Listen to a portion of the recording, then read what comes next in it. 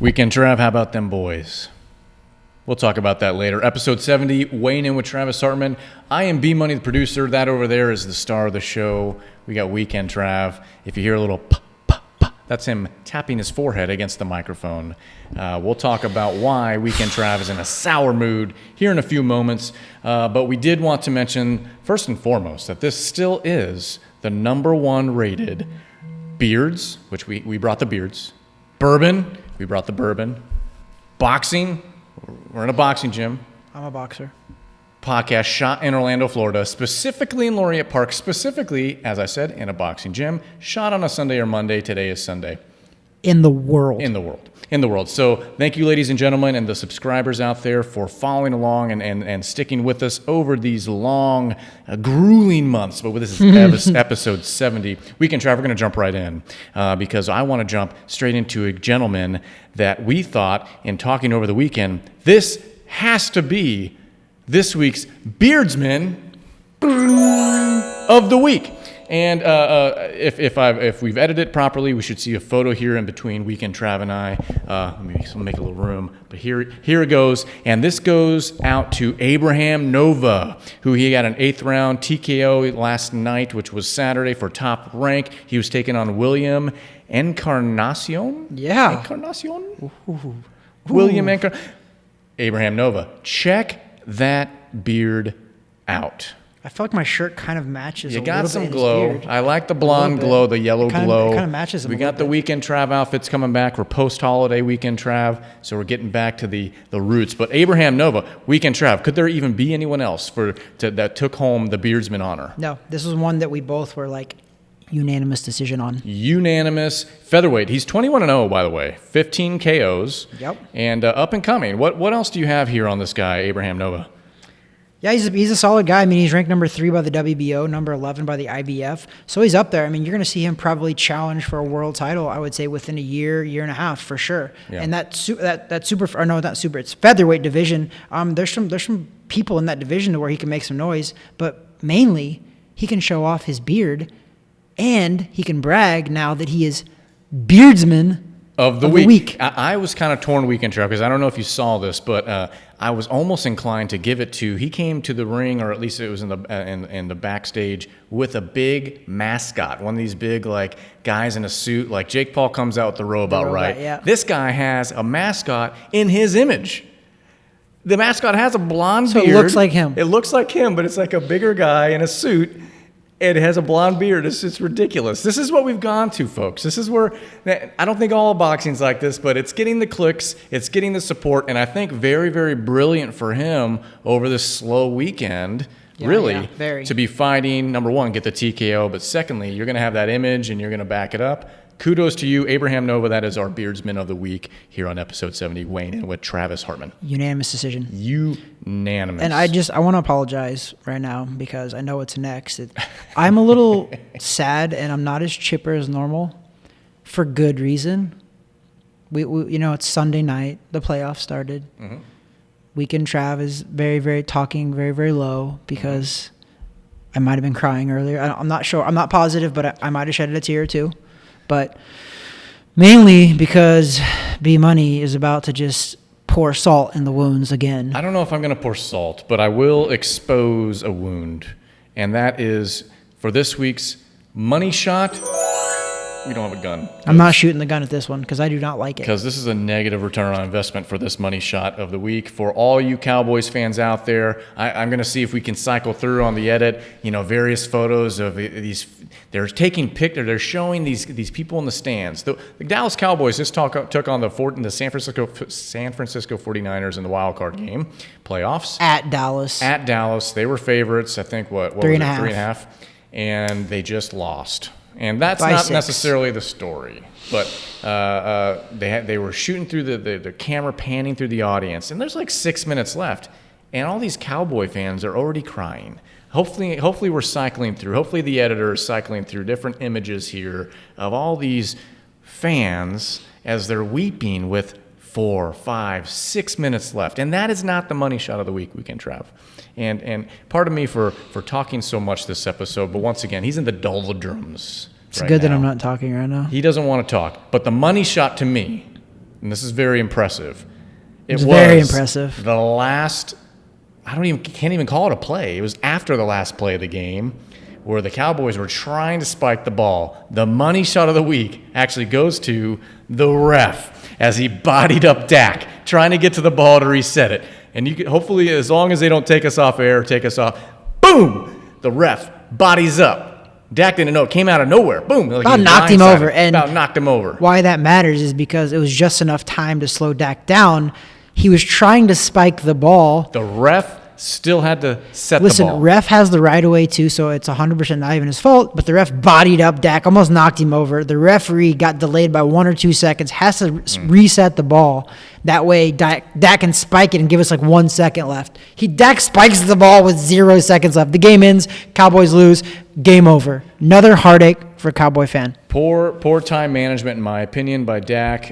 What led to that was a quarterback scramble, which was designed, but he scrambled a little too long. If he would have spotted himself another second or two, he would have had a spike. They would have had a shot at the end zone at the 25, 30-ish yard line. Yep. And it could be a completely different weekend travel right now. Very. Instead, now we have the San Francisco 49ers traveling up to my Green Bay Packers next week to take us on in the frozen tundra of Lambeau. Unfortunately, I'm going to root for the Packers. Go Pack, go. So that is this week's money shot of the week. Weekend Trav, I am so sorry. I know you feel horrible. You know the only thing that would cheer me up right now is... What's that? I've just recently learned how to do a couple card tricks. Are we talking magic? We're talking semi-magic. Okay? So I think that I've taken enough L's for the day, for the night. I need a W.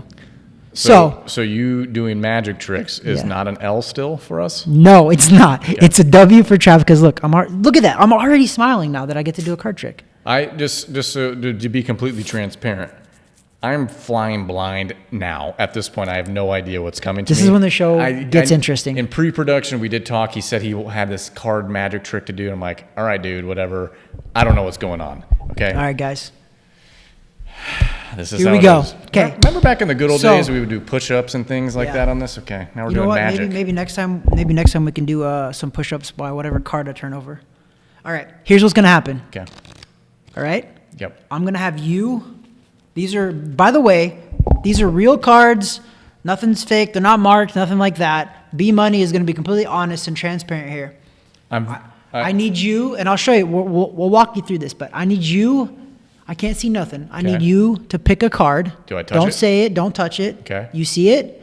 I do need you to write it down because I want you to show the audience what card you picked. Okay. Okay? So, B Money now is going to write it down, and he's going to go show you guys. I'm turning my head. I don't want to see what you write. You need the card and the suit, so it's got to be the exact card. Okay? Now go show the camera. Okay. I'm not looking at either. If you're listening somewhere else... Okay. My bad, chicken scratch. Now, flip that over because I don't want to see it. Okay, now I need a couple seconds. I'm confused and I'm speculative right now, and I'm not sure about all this. This voodoo. Okay. What are we doing? Now, by the way, we're also now not only the Beards Bourbon boxing, but also beer. I started drinking some beer. I like it. All go. right. Is your card in there? No. Okay. Hold on a second. No. Okay. Is your card in there? Yes. Okay.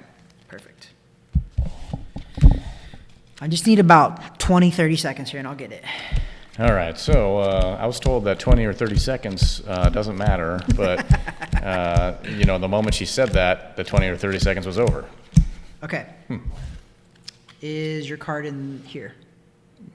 Yes. That was quick. That's what she said. I hate that that's the truth. Okay, this is the last time I need. I'm going to guess it after this. Sure hope I did this right. I sure hope so too. You built really bad. You built this thing up for a little while. Is your card in there? No. Okay. Is it in there? Yeah. Okay, perfect. All right. I'm going to guess it. I see how he's stacking it a certain way. There's a math situation going on here. Yep, that is. Take it up.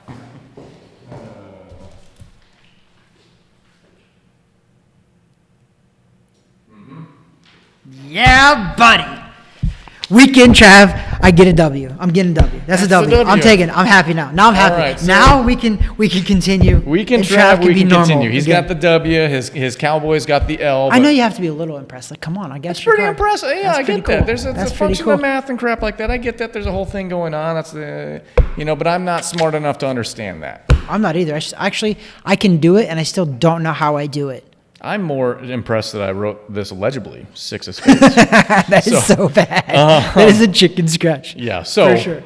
Card trick, done, check. Beardsman, check. Money shot, ref, body block, okay, check. Okay, weekend Trav. So because it's somewhat of a slow season, I know there's some news and things going on, and we're going to actually highlight those on Instagram through and also YouTube through some short videos, some news and little tidbits going on right now in the world of boxing. We don't want to take time in this episode to do it, but what I wanted to do is just kind of bring up a topic, which I think others can get involved in here too. So if you have a comment or maybe a suggestion or a thought, maybe we're wrong, maybe we're right, what's something that we're not thinking of, Weekend Trav, I wanted to pose this question to you because you are the expert. You are the professional. You are the long amateur career, the professional career. We use that expert word. We use that expert word loosely. Loosely. Well, it's. I would say out of the room of two, you are the expert. So, Weekend Trav, when I look at 2022, and there's a lot going on. There's a lot going on in boxing. A lot of guys holding straps. A lot of guys wanting the titles. All in all, when you look at the drama of the past couple of years, and since we've really been doing the show, in your opinion, who has the most to lose this year? I think that there's a couple people that right off the top of my head come up, and it's somebody that we brought up last week was Ryan Garcia. Ooh, yeah. I think that he definitely is up there because he hasn't fought for a year. Yep. Obviously, we have our board over here, where he obviously has not fought for a year. So we have a check mark for each day that he hasn't fought. We have 372 up, and now I think it's 379. Just added 7. Right? So, yeah. So I think he's up there. Okay. I also think Teofimo Lopez coming off of that loss and how he hasn't really accepted the loss. So I think his next fight is very important because if he loses again, it's going to look really, really bad. It's going to make his fight over Lomachenko look like a fluke, that win. It's going to make it really – and I don't think it was a fluke. I think it was a legit win, but he's got a lot to lose in that regard. However, I'm going to throw you a wild card who I actually think has a lot to lose. Okay. Keith Thurman. Okay. He is fighting February 5th against Mario Barrios. Mm-hmm. And why I think Keith Thurman has a lot to lose is Keith Thurman was undefeated his whole career. His very last fight, he fought Manny Pacquiao. Mm-hmm. Got knocked down early in that fight, ended up losing, I think, a majority decision maybe. It was a very close competitive fight. And Manny Pacquiao ended up fighting one more fight and retiring. So I think a lot of people are looking at that and thinking about Keith Thurman was Keith Thurman overrated? A lot of people think that. So the reason I mentioned he has so much to lose is because he's fighting now, and he hasn't fought for a year and a half, 2 years maybe after that Pacquiao fight. So he comes back, fights a guy like Mario Barrios, and just is a dud. Mm-hmm. He's done. Mm-hmm. I think his career literally, because of his inactivity, the fact that he lost to an older Pacquiao, even though I think Pacquiao was legit still. Pacquiao was a legit high-ranked 90 to 95% of Manny Pacquiao was still there at that level because he fought a really great fight Pacquiao did against Keith Thurman and ended up beating Keith Thurman, who was an undefeated world champion. 30 years old, 31. I think he's 32 now maybe. So I think he has a lot to lose. In my opinion, I think he has the most to lose right now. Out of everybody that we've even talked about, I think that personally because I think one fight, a loss here, like he's done. He's already been irrelevant because he hasn't fought. So I think the inactivity hurts him. I think the loss to Pacquiao doesn't necessarily hurt him. But the fact that Pacquiao retired one fight later after losing to Ugas, I think that doesn't look good for Keith Thurman. You know what we go by? We got college football that just happened. It's his strength of schedule. It's not looking good, the fact that Pacquiao ended up losing to Ugas and then retired. Okay? And now he's fighting Barrios, who Barrios is good. Right. So if Barrios beats him, it's just what's your next move after that? If you're Keith Thurman, yes. You go from undefeated world champion. Yes, I feel like that's kind of like the way that we were looking at it. It's like, okay, I would not say any guy that holds the titles that holds more than one is in this conversation. Yeah. It's more or less these guys, like you mentioned. I think especially the first two, mainly because they continuously run their mouth on social media. To me, those are definitely at the top of this list. Maybe not 1, 2, or 3, but I don't know. You know, because it's ultimately what have you done for me lately? And then I literally was thinking the exact same thought, dude. I'm not even kidding. Yeah. So what have you done for us lately? But then on top of that, when you go out there the next time, if you lay an egg, if Ryan Garcia goes out there against God knows who at this point and just stinks it up, Teofimo Lopez stinks it up. We don't know. So the rebound is so important and critical for guys like that. But I think you're right. I wasn't even thinking on the Thurman side of things. If he lays an egg, what's next? His upside is not as... The reason I end up edging out Ryan Garcia for Keith Thurman was because Ryan Garcia's upside is he hasn't lost still. He's undefeated. So if he loses one fight, his big social media following they'll have a little bit of a lash out with him. Yeah. But they'll afford him another loss, possibly, because he's early 20s. The kid's 22 or 23. Keith Thurman's like 32. Not old by no means, but to rebuild a career at that point, it's not looking good. So I think Ryan Garcia... He's verging on being forgotten because he hasn't fought. Yeah. It took me forever to spit that out, but he's almost, because he's not in the public eye. He's on social media, but he's not in the boxing public eye. He's been gone for it. The inactivity is what's going to kill him. Yeah. He needs to fight. If he loses, I don't think it's the end of the road. That's why I edged out for Thurman, because he's young enough that he can rebound. Also, Teofimo Lopez, a lot to lose. He does. But one more loss, I don't know. Yeah. He could possibly talk himself in another big fights. They're still young enough to rebuild it. Sure. But it's also, they have to have the right attitude adjustment after that. Yeah. Now, we're assuming their next outing, if it ends in a loss, what then? If it ends in a win, okay, well, you proved yourself, but ultimately, where's your perspective? Where's your attitude at going forward? Now, if Keith Thurman, if he loses a dog fight, okay. If it's exciting, yeah. But, if he stinks it up, if Barrios just goes out there and really gets knocked out or something, that's tough. We saw another primetime guy last year retire after losing. I forgot his name. It just left my brain. Did he retire after? Mm-hmm. Manny Pacquiao. Manny Pacquiao did. Anyway, Ugas beat him, but yeah. And either way, what happens then to Thurman if that's the case? So, Luke Campbell against Ryan Garcia retired after the Ryan Garcia fight as well. Yeah.